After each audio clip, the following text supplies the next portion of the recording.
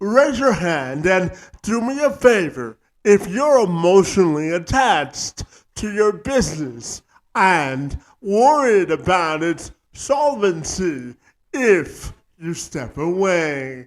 Well, according to my friends over at LinkedIn, they say that on average, 37% of today's entrepreneurs are afraid to leave their businesses because of that very emotional attachment.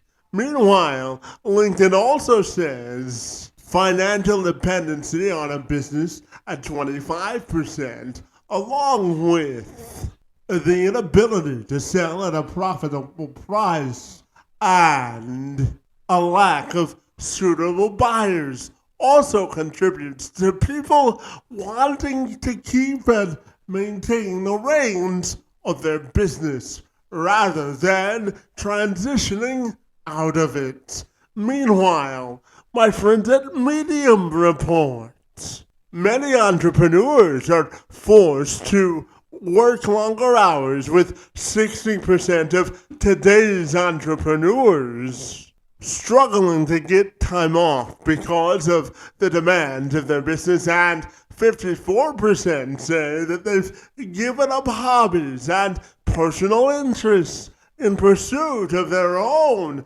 business success. This is all good food for thought for my friend Laurie Barkman to take into account. She's a strategic growth advisor and former CEO of a $100 million company. She helps business owners not only transform their companies, but also their approach to leadership and succession planning. She joined me this week to talk about practical lessons for guiding entrepreneurs through transition planning, scaling their business, and getting rewarded for the value that you build. Her background: leading a firm to $100 million plus in revenue before acquisition. She's the host of the Succession Stories podcast, which is ranked in the top 2.5% of all business podcasts. And she's the author of the Business Transition Handbook. Her specialty is helping leaders create reliable enterprises which thrive and don't depend on owner dependency. And she joined me this week to tell me more. I'm Kevin McShann. Let's have this conversation.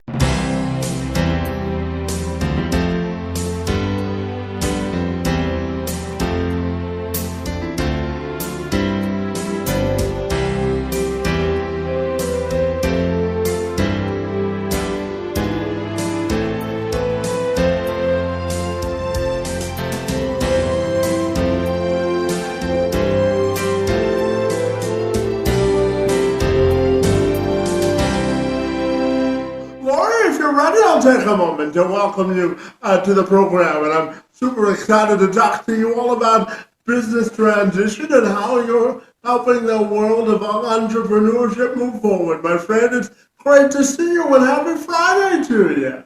Oh, well, thanks. Thanks, Kevin. Thanks for having me on. Yeah, looking forward to the conversation. Absolutely. So, Laurie, I wanted to start by asking you if you think there's a difference between starting and scaling a business, and what's the difference between starting, ultimately scaling, and growing a business? What are your thoughts there, my friend? I'm going to take it from the standpoint of the entrepreneur. I believe there's an entrepreneurial gene. I've asked a lot of entrepreneurs about it, and everyone's answer is a little bit different, but there's some common themes. And to start a business takes a degree of risk taking, and the skill sets necessary to start a business, again, risk taking and having the idea, having the desire, and then bringing people into your vision is a really, really important attribute. And then when it comes to scaling, We can be a leader who scales the business. We don't have to be the founder. And so the profile of somebody who's growing and scaling can be different than the founder and the originator. The risk profile can be very different. Yeah, absolutely. So, what do you think people need to ask themselves before, transitioning out of a business? Because I know that you help people transition out of businesses and move to the next chapter. But what questions do you think people should ask themselves before they transition out of a business, my friend? My encouragement is to not wait and ask yourself these questions. So the first and foremost thing, Kevin, is to give yourself the space and time to think about some of the questions that are really important on the journey. And so, for example, when would I maybe want to have a transition out of my business? If we can think big picture, is it 10 years from now? Is it 5 years from now? Is it a year from now? Many founders who are thoughtful about this are thinking about, I say they're building with the end in mind, right? They're building with the exit in mind. And so when they're starting their company, they're thinking about what their exit strategy might be. But there's a lot of entrepreneurs and founders who have not done that. And so what they need to be asking themselves is, okay, well, what do I want to get out of this in my life? What's important to me? What would I do out if I didn't have this identity as a business owner? What is important to me with my family, my friends? What are other things I would put my time, money, and blood, sweat, and tears into? And that thought starter lets us feel a little more free. Some entrepreneurs feel a little bit of chains, like they're chained to their business. They can't ever separate from it for a variety of reasons. And others are, they're kind of like the mountain climber and they're seeking that next thing. And the second group are more naturally going to be excited about that next thing. And the first group, not so much. And so it kind of depends on their psychology of, well, how do they feel about it? Once we acknowledge that, it frees us up to explore like, oh, well, what might my options be if I'm going to sell, if I'm going to look for a third party sale, if I'm going to transition to family, all those things. Yeah, absolutely. And Laurie, I know that you're the founder of a company called the Business Transition Sherpa, my friend, and you're a former CEO of a $100 million company and an M&A advisor, my friend. And you talk about strategic growth all the time, my friend. So tell me about leading what you call AEC firm owners, my friend, and who are ready to scale smarter, strengthen their teams, and create real enterprise value, my friend. Because I know you're all about creating value in business. So tell me more, my friend. Yeah, okay. AEC business owner. So AEC stands for Architecture, Engineering, Construction. And that's an industry, we also call it the built environment. So there's physical things that we're creating in our world and we're solving problems, technical problems. A lot of these folks have engineers on staff, they're technical roles. And what I find with the owners, these tend to be analytical owners, analytical people who want the numbers, they believe in structure and process, they want to be held accountable. So that I looked at my client list or 50 clients over the last 5 or so years, and that's kind of how I honed in on this particular industry. I'm really been serving that industry for a long time. And I've learned that that's a really good fit for the process and the methodology that I've created, which is called the BUILT method. Yeah, so let's dive into the built method, my friend. I know you've designed it to help clients and owners reduce owner dependency and install better systems and step fully out of the CEO without losing control or burning out, my friend. So tell me about the build system and how it works. Essentially, it's an acronym, so it stands for some important things. The B is the blueprint. What's our vision? What's our vision for the business? What's our vision for ourselves? How do we see ourselves outside of the business, as I mentioned earlier, is really important because the more we can separate our identity from the business, it'll free us up to think about more positive things and pull us into our next thing. If we are the business owner and we're so involved in all the processes, then we might face a lot of bottlenecks. So that's the U that leads us to unlock. How do we unlock these bottlenecks? How do we free ourselves, whether it's operational, whether it's people related? Many owners are maybe even holding themselves back if they are the ones that are leading sales, as an example, where the business is so dependent on them. The I stands for integrate. What are we integrating? Well, we're integrating things that we call our structural capital. So it's our systems, our processes, our people. How do we get those working harder and smarter for us? Are we documenting things? And again, do we have a teachable, repeatable process that others can take on and we can grow that way through delegation and hiring great people around us? The L is for lead. How do we lead with clarity? How do we minimize chaos? We're always going to have a balancing act between those two things. So how do we lead with clarity and not chaos and making just these tough decisions? So that's how a big way we support business owners on their journey. And then last but not least, T. T stands for transition. And how do we make these decisions with confidence, with control, so that if and when we're making a transition personally or with the business, we're doing it in a way where we have no regrets. Yeah, absolutely. And Laurie, as I'm sure you know, we're having this conversation right in the middle of Women's History Month, my friend. And I'm curious to ask you about the importance of growing more women in entrepreneurship, and why do you think it's important to pay homage to the women in business and Women's History Month in general? What are your thoughts there, my friend? Well, I think it's a great acknowledgement that, not just women, but any entrepreneur, they're taking a risk and they have a vision, they're trying to make something happen. And I have a lot of respect for that. So for women who are trying to do it, whatever age and life stage they're at. So for me, it was my second act. For others, they're doing it while they are maybe raising a young family, or they have some work experience and they just want to try something new. Sometimes people do it by creating a side hustle and they don't leave their day job. And then when the side hustle becomes big enough, they dive in. And so that's a way to mitigate risk as a business owner. So I've met a lot of younger women along the way who've done that. And they've been really happy. A lot of them say, oh, I wish I just did it sooner. And then others like me who, lived a full career in corporate America or in corporate Canada or wherever you are. I lived a career and it was a great one. And then I was just ready to do something different where I was more in control of my destiny and work doesn't seem like work. I don't have a boss, right? I'm the boss. And it's a very enlightening, very freeing, and I add a lot of value to my clients. It feels inspirational as well as it fills me up with joy when I see them be successful. Yeah, absolutely. And, a lot of people start businesses because they want to be their own boss, but being an entrepreneur isn't cut out for everyone. So before taking the leap, Laurie, I'm wondering the questions you think business owners or aspiring entrepreneurs should ask themselves before pulling the trigger and starting their business. What are your thoughts there, my friend? I think a big one is if you're going all in versus the side hustle where you're kind of doing both for a period of time. If you're going all in, then you really have to look at your personal finances. Maybe you have somebody else in your household, a spouse or a partner, where their income is going to keep the lights on and food on the table.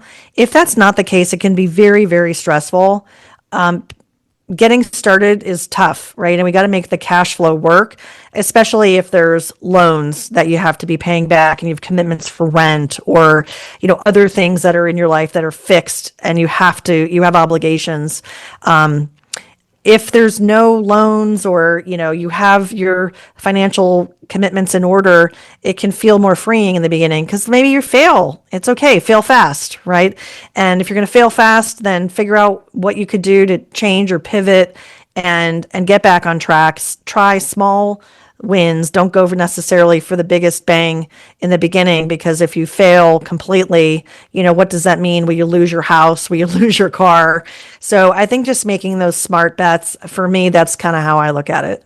Yeah, absolutely. So I want to return for just a moment to, breaking free from bottlenecks and doubling your business in terms of revenue and creating a work and business and firms that work for you instead of the other way around. So, what's the greatest lesson you can tell me about a business balance and really finding the time to be a great entrepreneur or business owner and also living a balanced life? My friend, what's the key to breaking free from those bottlenecks to live the life that you want? What are your thoughts, my friend? I have a client example that fits this question really well. Since I've been working with him over the last 2+ years, he has doubled the revenue of the business. They have doubled the revenue of the business. The work that he and I are doing is talking about value growth in addition to revenue growth. So what's the value of the business? What that means is that we're growing with a value creation. What are the things that are revenue, value drivers in the business? It's not just revenue, but it's profit. And it's not just profit, it's all these other things too. And I think through his eyes, it's not only the growth in itself, it's how they got there. And so what they're doing is they're trying to be more thoughtful around data. They've put more effort into organizing their financial reporting so that they have consistency of reporting. They have one source of truth for the lines of business. They're looking at now the profitability of each line of business, which they didn't have visibility to before.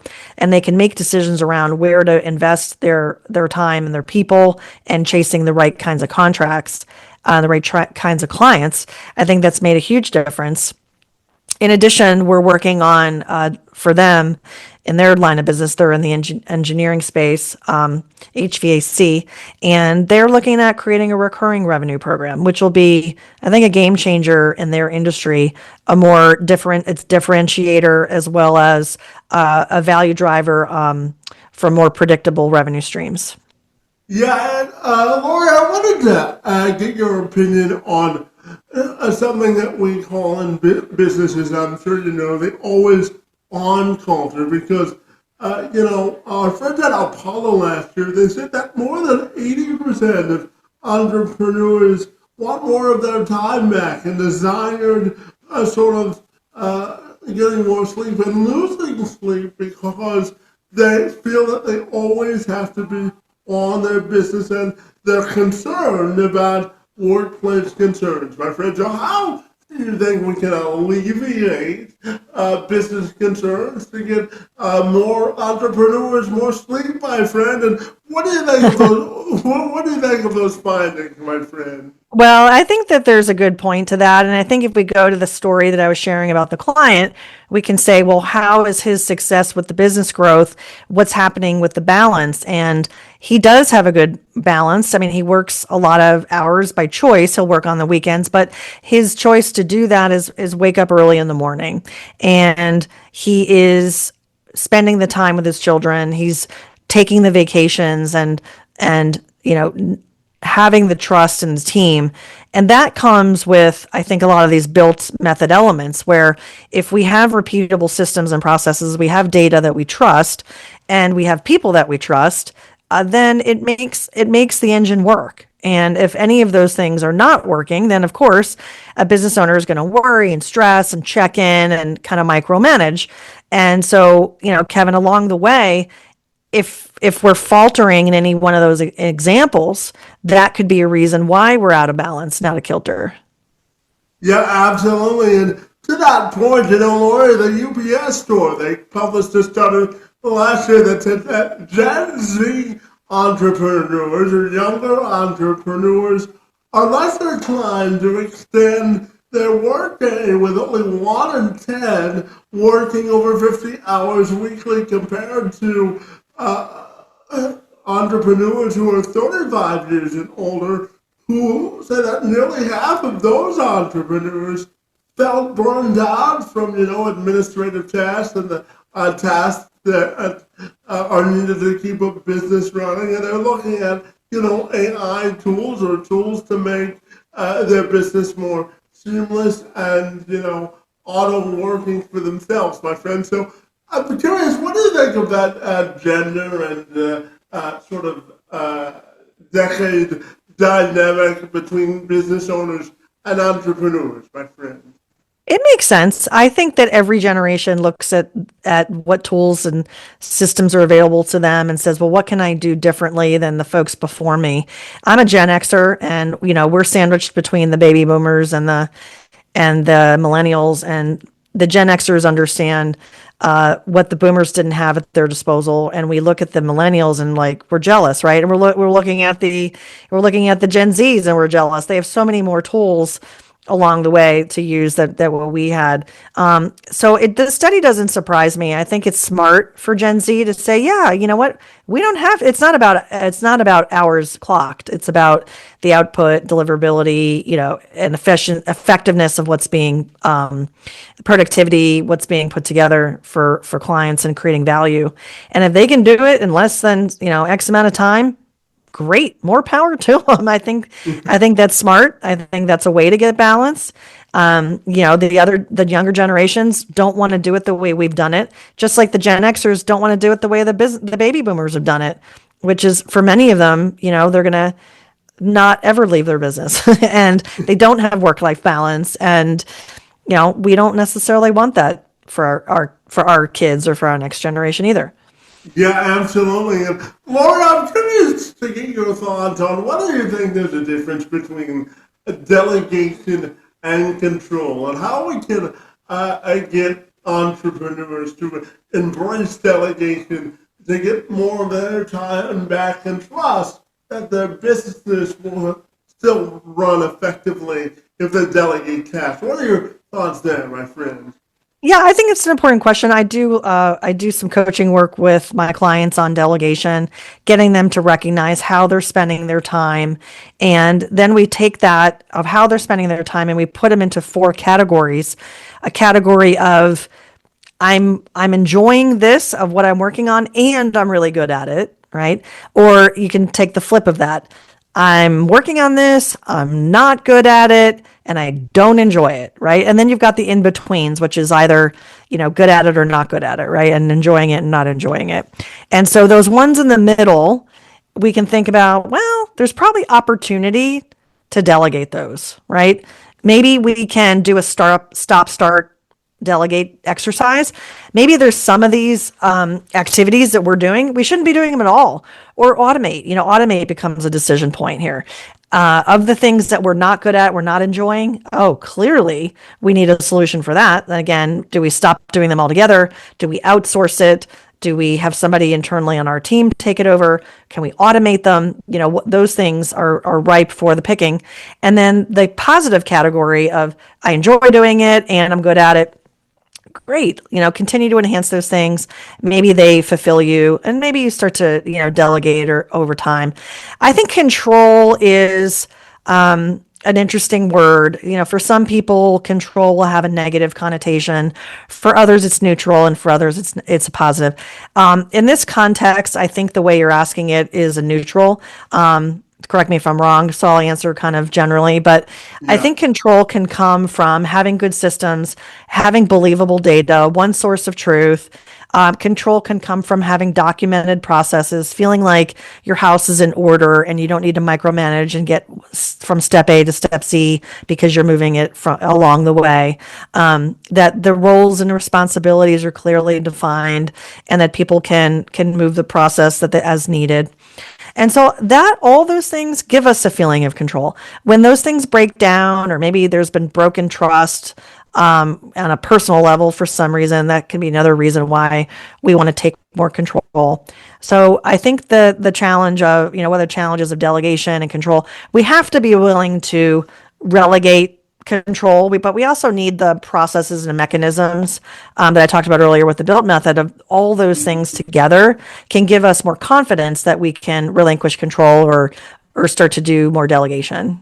Yeah, absolutely. And I want to talk to you about how the growth mindset is linked to increasing profits in business and entrepreneurship. Because I know that you work for said and with clients, trying to get them to understand the connection between the two, my friend. So tell me how growth mindset and profits are connected to effective leadership. What are your thoughts there, my friend? Well, I think that there's a statement to make around growth, which is if our business isn't growing, it's dying. And we can talk about that and debate that. But I think in a lot of cases, if we do nothing and we are complacent about our business, our competitors are going to outperform us over time.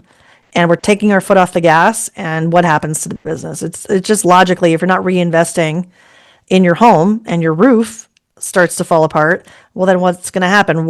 Creeps in and then mold creeps in, and you can know where it goes from there. So when you go to try to sell your house, someone looking at it's going to go, I'm not interested in buying that. It's all full of mold. And it all started with a leaky roof. And the same thing can happen in our business.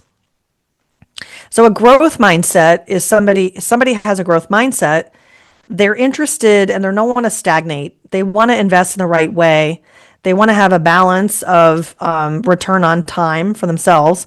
And so a growth mindset for the business to drive profits is great. So what can we do to make sure that we're on the revenue side, top line, we're doing everything we can that makes sense to grow the business in a smart way. We're not over investing in any particular area. We're not under investing, finding the right balance. If we were lucky enough to have a great marketing team, either internally, externally, what's the tip of the spear? Are we measuring cost of acquisition? Are we understanding client retention? Are we understanding churn? Are we understanding our gross profit by service lines? Those are just some of the fundamentals we can take a look at. Do we have any revenue risk or concentration risk? Those are all top line related things. On the cost side, if we have an understanding of cost of goods sold, what does it take to service a client? I have clients that don't know, and it's been a challenge to implement systems to give them visibility of these numbers, because without that, we don't have a compass. We don't have a North Star to say, oh, wow, we're only getting paid X or Y for this client, but we're way overspending in our time. So if we're measuring gross profit, that's a very key first measure, or gross margin, that I would encourage. And then on the costs in the business, the SG&A cost expenses in the business, we got to have a handle on that. Are we overpaying for something? Do we really need the tech stack that we have? Can we look at different systems? Do we need to have the expenses we have? Maybe, in the US, we have healthcare costs and things that maybe should be looked at. If we have transportation costs, what are some of the contracts that we have that we can renegotiate? And all of that, Kevin, is related to cash flow. If we have our payment terms and our receivables, if we're managing those well, and the cash flow in the business is doing well, then that makes it more healthy. So I think having a growth mindset for the business metrics, and then understanding enterprise value, what is the business worth? That's different than what's the profit of the business. And I encourage my clients to have an owner mindset. Looking at the owner scorecard would include enterprise value. Yeah, absolutely. And you also work with your clients for them to understand and take advantage of the value you built in a business. So what's the key to valuing the sort of equity that you've built in a business, and what are the practical lessons that you try to teach business owners about knowing and appreciating the value of their business? What are your thoughts there, my friend? Yeah, to appreciate the value of a business, I think starts with some fundamentals. One is the financials of the business. We just talked about a number of things that go into that. It's the size of the business too. A company that's under $1 million, under $2 million in revenue is considered more risky, because it is probably most likely more owner dependent, since it could be a smaller business or a newer business. And a company that's larger or has more tenure underneath it is assumed to have less owner dependency issues. It's also a factor of what industry you're in and your geography. There can be other things that influence your valuation, including your growth potential. Once demonstrated growth potential, what will the buyer benefit from? How differentiated your business is. We mentioned cash flow earlier. That's definitely part of it. The more cash that's needed in the business can mean a lower multiple. We also look at recurring revenue businesses as distinguished from reoccurring. That's different, right? Reoccurring versus reoccurring. The difference being contracted revenue or subscription revenue versus, oh, it might come back to me, but I'm not sure when. We look at customer satisfaction, churn, those types of metrics. What does it cost to retain a client versus acquire a client? And we also look at the risk profile in the business. What are things that related to our customers, our suppliers, our employees that could create some risk, what I call risk tripwires in our business that we need to address? Yeah, absolutely. And well, Lori, I'm curious to ask you about this finding from the Global Entrepreneurship Monitor that reported back in 2022 that 17% of global entrepreneurs were excited to start a business startup, but they said in 2025 that number decreased to 14%, my friend. So, what do you think it'll take to convince people about making this a great market or environment to start and launch a business? What are your thoughts on those findings, my friend? I think at that time, given the timing of it, it could be related to the cost of capital, which is largely interest rates. I think interest rates had been at a relatively high point at the time, and people who are starting a business, if they have to take out loans, are probably looking at the cost of capital and saying, I don't know if that makes sense for me. That feels risky. I don't know if I want to collateralize my house. I don't know if I want to take the risk. Which would point to, some of the things we talked about earlier, which is, well, how do you take less risk and not take on too much debt if you don't feel confident that you're going to be able to pay it back? If you're starting a business from scratch, that's one thing, Kevin, but maybe I don't know if the study addressed this or not, but the other category of entrepreneurs are acquisition entrepreneurs, where they are looking to buy an existing business. And you can look at the risk profile. Back to your question earlier about entrepreneurship too, because I'm fascinated by this. I think that there are definitely people who want to create, they're builders and creators, and they want to create the business from scratch, and they definitely have a certain risk profile. And then there's others entrepreneurs who are like, I want to run a business, but I don't want to start it from scratch because that's really risky. I'd rather take a business that's proven, that has some, is cash flowing, and then if I go to get a bank loan, the bank is going to consider the cash, the flow in the business as part of the mechanism to repay the loan. And so there's always risk in that, but it potentially might be less risky. So in the US especially, there's a category of entrepreneurs that we call acquisition entrepreneurs.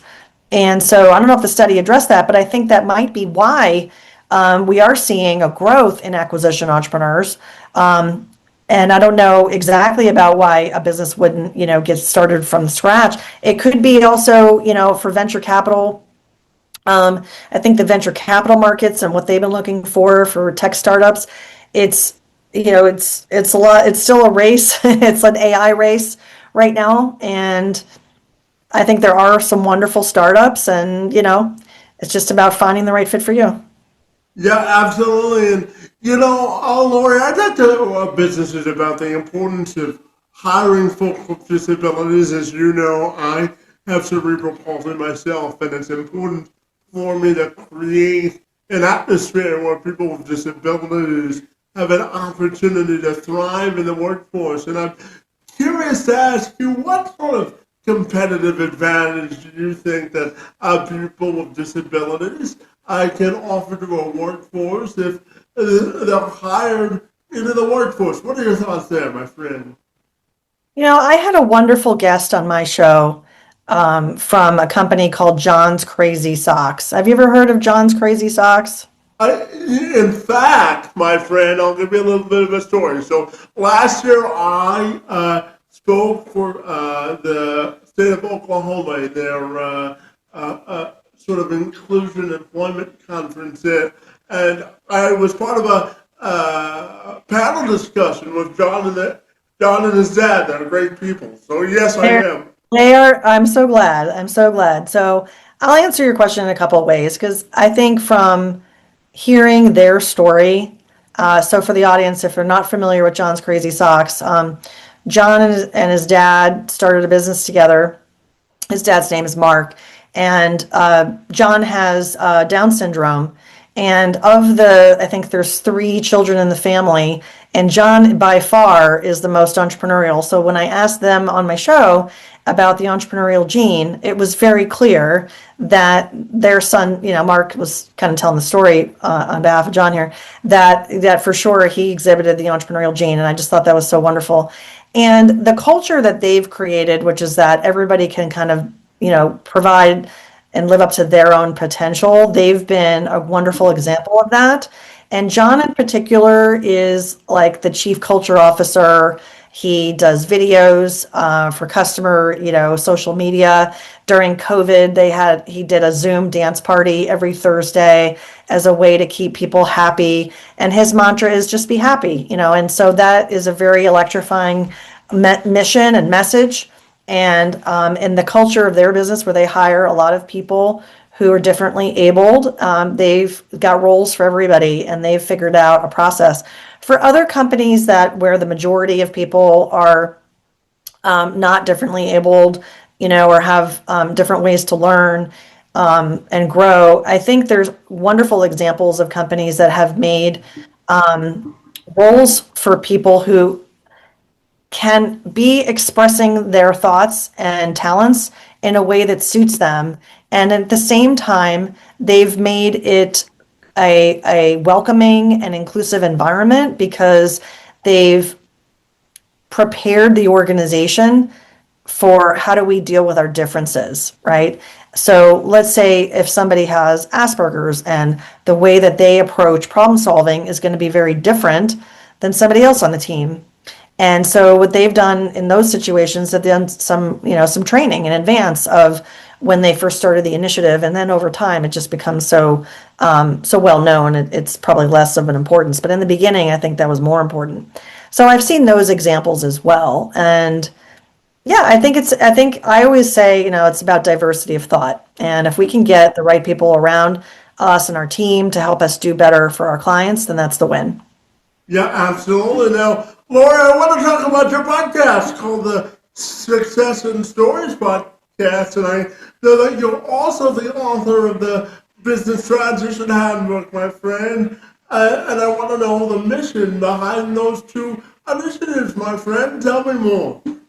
I started the podcast right at the time COVID was in the world. It was April 2020, so we are approaching our 6th anniversary. And I started the show, thank you.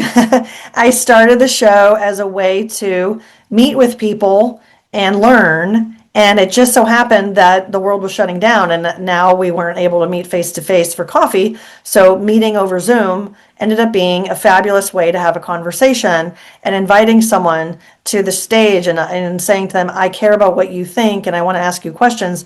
And I got a lot of yeses. It was a wonderful way to get started. And so we did a lot of recordings and learnings and getting the show going. And in our 2nd year, we won an award. We won a Communicators Award.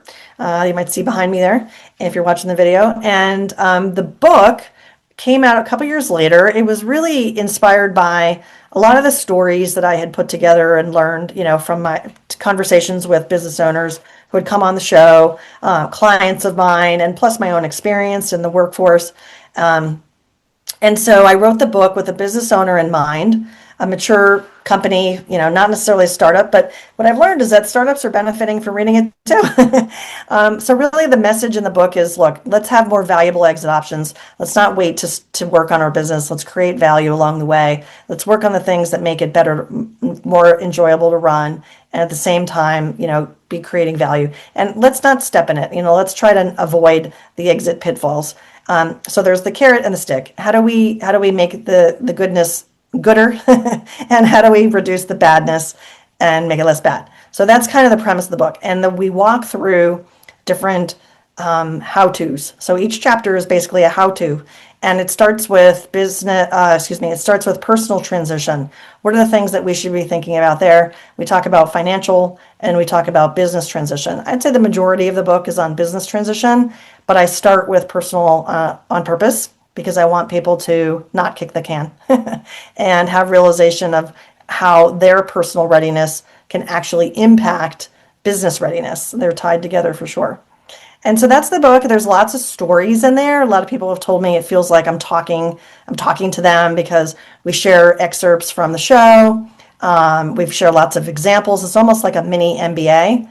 And we also have some mergers and acquisitions information in there that a lot of people really don't know. So when I think about even the option of selling, it's a great primer on a lot of the words and language that's used by different, whether it's exit planning or growth planning or mergers and acquisitions. There's a lot of things to know. And so it's a great primer for business owners at any stage. So I really do hope people check it out. Yeah, absolutely. And Laura, I'd be remiss if I didn't ask you, what's the best part about living in Pittsburgh, my friend? Well, we have a beautiful town, a beautiful city. It is full of nature. We have a lot of hills, a lot of bike trails, and we have what we call the three rivers. And it's a very outdoorsy, friendly city, easy to live in. Cost of living is very affordable. We have a lot of young people, and we have wonderful education institutions. My alma mater, graduate school is Carnegie Mellon University, well known for robotics and artificial intelligence and business school and other things, drama school, great school. And we have the Pittsburgh Steelers. They're a little football team called the Pittsburgh Steelers. They're a great draw and wonderful hockey. The Penguins. I know in Canada we face off a lot, and we have Sidney Crosby, so you can claim him for the Olympics, but we got him on the Penguins. Well, it was unfortunate that he couldn't play in the Olympic final, but it's been. I know, and he's kind of out for the season. I don't know if he's coming back, but we'll see. Well, he's certainly been a son of Pittsburgh, hasn't he? Oh yeah. No, we all love Sydney. Yeah, absolutely. And Laura, I've got two questions left for you, and I'm curious to get your thoughts on what it means to be an empowered woman in business, and what would be your message to women specifically about growing, starting, and scaling a business, my friend? So, what does business empowerment for women mean to you, my friend? What are your thoughts? I think the word is confidence. I think to be confident in the choices you're making as an entrepreneur, get good advisors around you to help you along the way so that you can make the pivots and changes you need to make, because you're not going to have it all figured out day one, and that's okay. And I think the other thing I would say is to be forgiving of yourself, give yourself a little bit of leeway. We're probably the type A people, we're highly motivated. Nobody needs to motivate us, we're self motivated. But that confidence, it can just weigh on you if you feel like you're making wrong turns. Have trust in the universe. And I think give yourself some grace. Don't be so hard on yourself. And then the other thing I would say, especially to my women entrepreneur friends out there, is, you know, be managing your negative self-talk. We all do negative self-talk. It happens to men too. I think for women more than men, though, there's been studies on this that, if we don't feel like we can do it 100%, we're not going to do it. And when it comes to entrepreneurship and running a business and founding a business, look, you're not going to know 100% of it's going to be right anyway. So just, again, give yourself the grace, minimize the negative self-talk. Don't have, if you can help it, don't have imposter syndrome. It's all good. You can do it, and be positive and be confident. Yeah, absolutely. And Laura, my final question for you this afternoon has to do with your own personal and professional legacy, my friend, and how you want that to be defined. I am really trying to create a legacy around inspiring and having memorable experiences with my clients that make a difference, and working with them to help them increase the value of the business, help them making great decisions around how they want to live their life in a way that makes sense for them outside the business they feel really great about. It's so inspiring to hear their stories and how we've been able to work together to shape their vision and make it happen. It's really impactful, and so that's really the main message that I have and what I want to leave behind.